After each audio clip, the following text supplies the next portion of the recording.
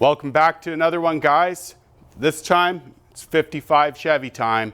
So I've waited a long time to be able to get this far where we're back in a shop, we're back to business, we're putting together the 55. So just wanted to give you a little rundown of what we actually have here and what we're going to be doing here. So I want to try and do this as a series, just putting the whole car together of just how it works. So why don't we go through the car and take a look first at just everything going on here.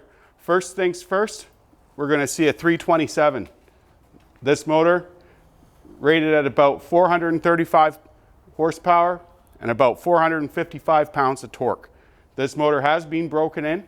It's going to be running a fuel injection setup when we are said and done here, but in its current state, it's in there for weight purposes. This motor's tied up to a 700R transmission, so we got the overdrive. Stock steering box in this car.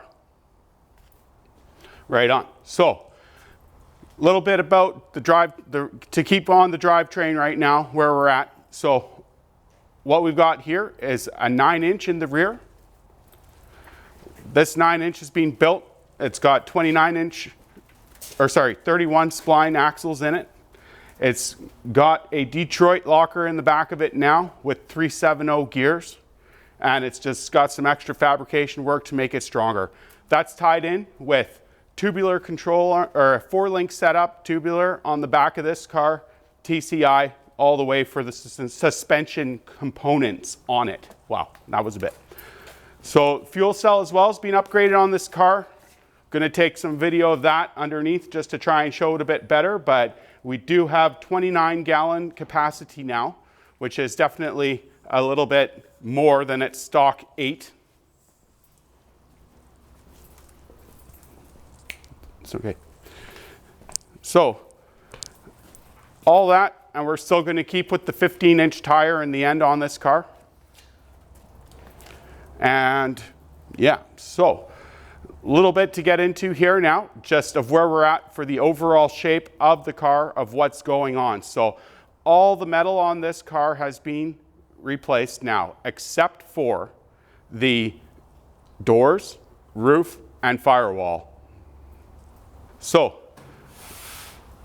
what we're going to be doing here, first order of business, is going to be putting together the front clip. So this is going to assemble pretty not so bad. We got radiator support going to bolt to the fenders, and then from there we can establish our gap. So we've got, actually the other side looks a bit better, so let's take a look over there. This roof is completely loose right now, and everything's just sitting on top of itself. So it's going to go onto the gantry crane, and we're going to be tying it off with a big bracket that I made, fabricated that up just to level it, kind of like a monster engine leveling apparatus. But basically, to get our gap along the top of this roof, we're going to be securing this at the back. To get that gap, we need to have this gap done first, which means the front clip comes together. So front clip together, we can get our gap and then reset the brand new quarter panels. So these are not going to be cut down. They're not going to be anything other than original. So this reveal here tucks in underneath there. And as we get to the point of setting the roof on these gaps, that's when this goes in as well.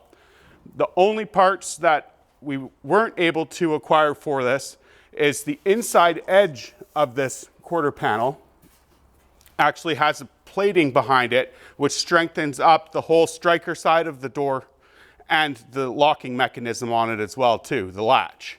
So that will be getting fabricated. I believe we were talking about out of 16 gauge, maybe it was 12 gauge, but we're going to be making it up for that piece. And there you go. So brand new floors in this. They've been welded in place. Everything else is going to still be installed in it. Let's take a look at the front here. So here's a fender. Comes right off right now.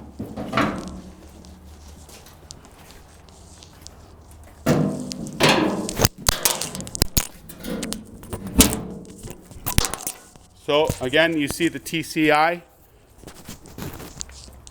tubular control arms, uppers and lowers, sway bar, all the goodies on this thing ready to go.